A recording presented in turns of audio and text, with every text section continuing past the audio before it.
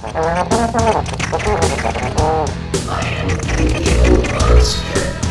I will destroy you.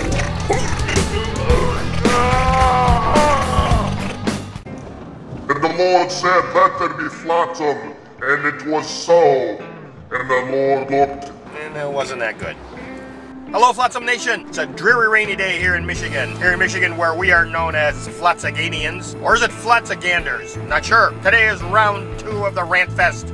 Yesterday I went for angry ranting. Today I'm going to refine that a little. I'm simply going to combine fast talking with passionate talking with emphatic talking. How do you do emphatic talking? You have to emphasize the emphasis. That's what I'm going to do. I'm also today going to work on modulation. Modulation will mean there'll be a extreme contrast in my speech delivery, which means I'll go from emphatic, passionate speaking to maybe something a little more calm, just to be able to punctuate the difference. And I'm going to combine that into one cohesive, thing. You know, the interesting thing is I've already digressed from a subject I wasn't even talking about. Tell me that doesn't take talent. Not to brag, but I can tell you I've got more talent in my little figure than most people have in their spleen, uvula, Tupperware bowl. Don't forget to burp the lid.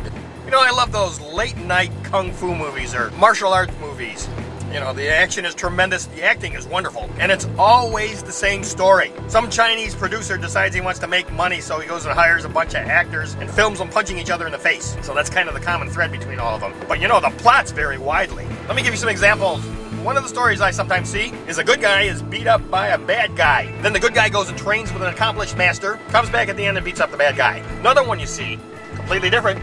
A good guy's family is beat up by a bad guy. The good guy goes and trains with an accomplished master, comes back at the end and beats up the bad guy. Yet another completely different plot is sometimes a good guy is beat up by multiple bad guys. The good guy goes and trains with an accomplished master, comes back, beats up the multiple bad guys. You know, the basic interest in these things comes from the creativity of plot, where somehow these Oriental screenwriters are able to come up with all these brand new stories all the time. You know, what's even more interesting is they'll take the basic story and they'll put twists on it. For instance, take any one of those 3 different basic plot lines and they can put a twist on it. Like, for instance, sometimes the bad guy can have an evil laugh.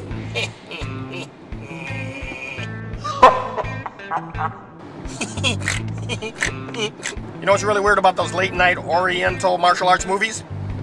When you look at them carefully, the people look authentic. They look like they're Japanese or Chinese or something. The settings look authentic. It looks like they're really filmed in the Orient somewhere. The clothes look authentic.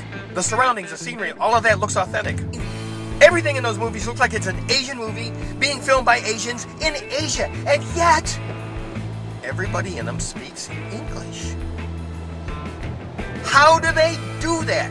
Isn't that amazing? Yeah, sure, some of the voices maybe sound a little funny, maybe a little whiny, some have English accents. Some are maybe a little bit too high-pitched. But I mean, cut these guys some slack. This is not their primary language. You know, how hard does that make casting? I mean, not only these guys have to know kung fu and karate and be able to use weapons and do spins and jumps and flips and fly in the air and look Oriental, but they also got to speak English. You know, maybe I'm wrong in this one. You know, these are obviously high-budget films. You can tell by the quality. So maybe they've paid to teach all the actors English. What are your thoughts? Don't just sit there mousing away like a fool. Leave me a comment and tell me. So till next time, please keep all hands and feet inside the ride until the ranting has completely died down.